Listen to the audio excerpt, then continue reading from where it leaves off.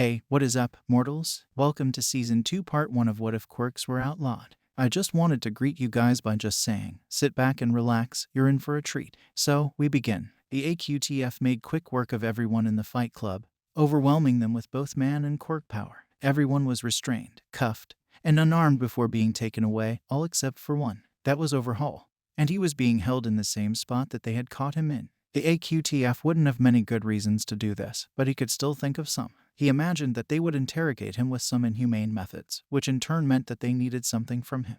The mask-wearing Yakuza sat waiting in his chair, with multiple guns pointed at him, until a man walked into the room. This individual wore an AQTF uniform just like everyone else, but his version of it gave the impression of a much higher rank. He was also covered in an abundance of hands, which was enough for Overhaul to identify this person. Tamura Shigaraki, the Yakuza muttered, his cold voice showing a hint of anger. Shigaraki grinned upon hearing this, as he slowly approached Overhaul and said, "So you've heard about me. That's good. It'll make things much easier." With a sadistic voice, Overhaul could feel the pure evil that came from this man's voice, but he didn't let it faze him. Shigaraki continued to grin at Overhaul, before he continued by saying, "A little bird told me that a special group of people were here tonight. You wouldn't happen to know anything about that?" With the same amount of sadism as before, Overhaul knew who Shigaraki was talking about.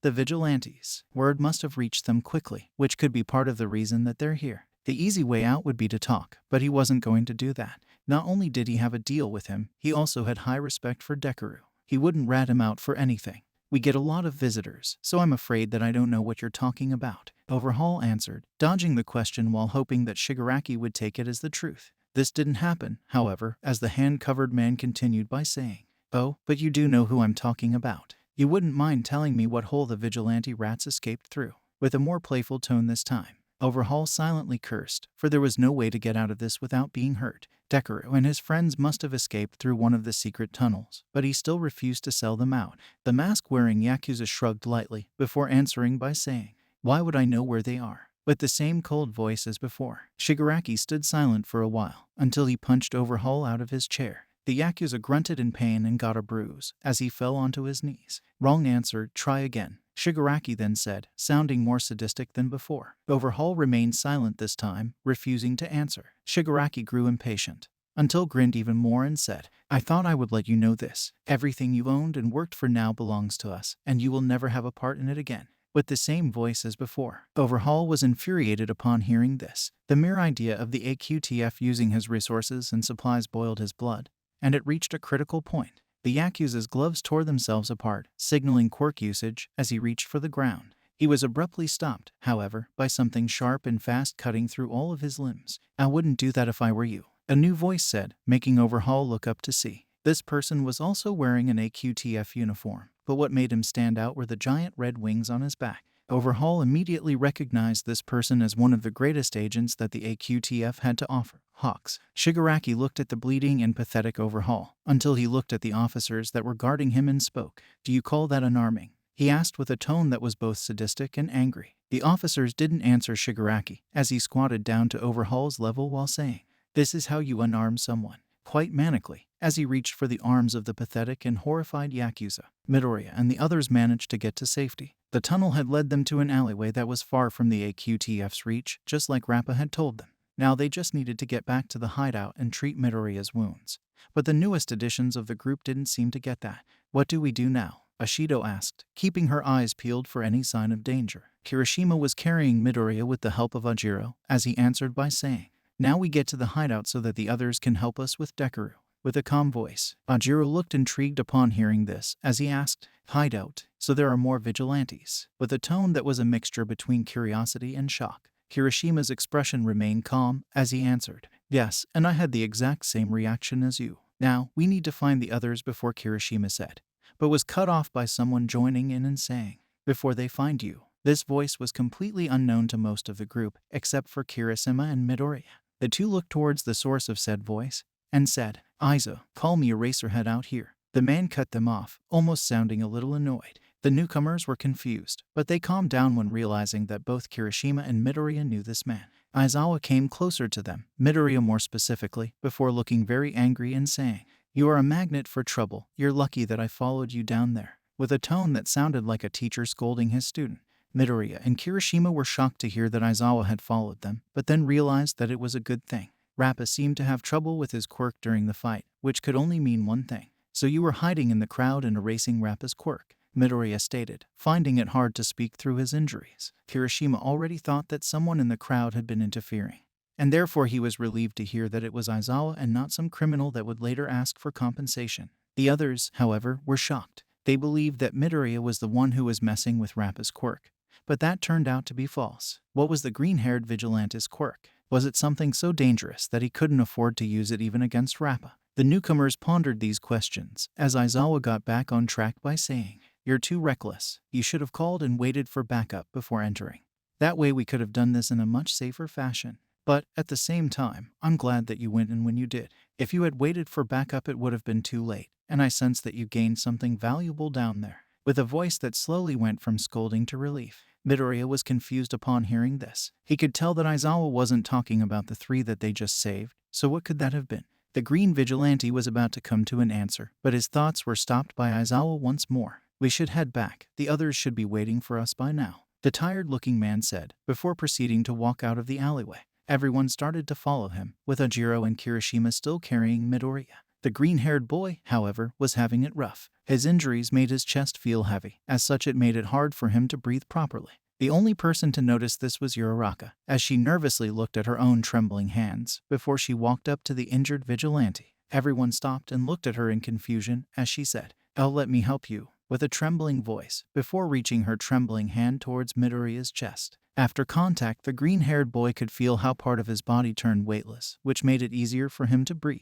"Thank you," Midoriya muttered, sounding like he was taking the first breath of his life. Uraraka smiled gently upon hearing this, knowing that she did something right. They then proceeded to move out, with a Midoriya that was much easier to carry now. With the help of Aizawa, they managed to get Midoriya to the hideout, but no one would be ready for the thing that was waiting for them. Upon arriving, they were met by Stain, but something was clearly off about him. He wasn't his usual ominous self. He looked worried and anxious. "Where the hell have you been?" the crimson-clad vigilante shouted, not registering that there were 3 new faces in the building. Aizawa was thrown off by Stain's behavior and responded by saying, "Midoriya managed to get himself into more trouble. Is something wrong?" With a concerned voice, Stain was silent for a moment, finally registering how injured Midoriya was, before saying, "It's Toshinori. He was fatally injured during his patrol. It's really bad." With the same voice as before, the eyes of Aizawa, Midoriya and Kirishima widened with shock and panic as Aizawa quickly said, "Keep an eye on the newcomers," before he and Kirishima carried Midoriya into the other room. Upon entering, they saw what they feared the most. Toshinori was lying on a bed, covered with bandaged injuries. His face looked pale, and one could clearly see how he struggled to breathe. Midoriya was horrified by this sight, as his eyes searched the room. Next to Toshinori was Bakugo, and he looked just as horrified. The ashen blonde looked at the trio with distraught eyes, as he said, "We found him all beaten and injured when we came back. We tried to help him, but he's not getting better." With a voice that perfectly mirrored his expression. Everyone panicked even more upon hearing this, as they hurried up the bed of the injured man. Toshinori coughed painfully, as he opened his tired eyes and looked towards the trio. "There you are. I was starting to get worried for you," the injured man said, voice straining through many layers of pain. The trio were even more pained upon hearing Toshinori speak, as Aizawa asked, "What happened to you?" With a trembling voice, Toshinori coughed again, before he painfully answered by saying, "The leader of the AQTF did this. He's someone I've fought before, and someone that I needed to defeat, but I failed." With a voice that sounded like he was loathing himself at the moment. Everyone was shocked to hear this. They've heard rumors and stories about the leader of the AQTF, but they have never encountered him once. If Toshinori lost to him once, and was injured by him now, what more could he be capable of? The trio looked bewildered, as Toshinori looked towards Midoriya. "You looked pretty banged up. Did something happen?" the blonde man said, before coughing violently. Midoriya shook upon hearing this, as he tried to gather himself before saying, "We got into some trouble, but we managed to find and rescue the people we were looking for." With a trembling voice, Toshinori smiled upon hearing this, as he said, "That's good. I never doubted you for a second. So I need to ask you a favor, young Midoriya," sounding like he was holding his coughs in. Midoriya looked confused upon hearing this, as the blonde man reached and grabbed one of his hands while saying, "I need you to take my quirk, young Midoriya," before finally coughing. Everyone in the room looked shocked and confused. Toshinori spoke as if he could pass his quirk on to others, but that couldn't be real. It wasn't. He began to explain how it worked, and parts of its history that they realized how real it actually was. His quirk was called One for All. It's a quirk that stockpiles power over time, and it has been passed down on among 8 people so far. The quirk was created and passed on for the sole purpose of defeating the AQTF and its leader, All for One. I was quirkless, just like you, before my master gave me One for All. She hoped that I could finally put an end to the AQTF, but I failed her. That is why I'm asking you to accept it. I need you to continue the battle for me and to lead us to a brighter future. Please, young Midoriya. The blonde man then said, as he plucked and held out a strand of his hair. Midoriya was frozen, so was everyone else. They all knew what this implied. It was a decision that would change his life forever. If Midoriya accepted this power, there was no turning back. He would be forever bloodbound to the life of vigilantism.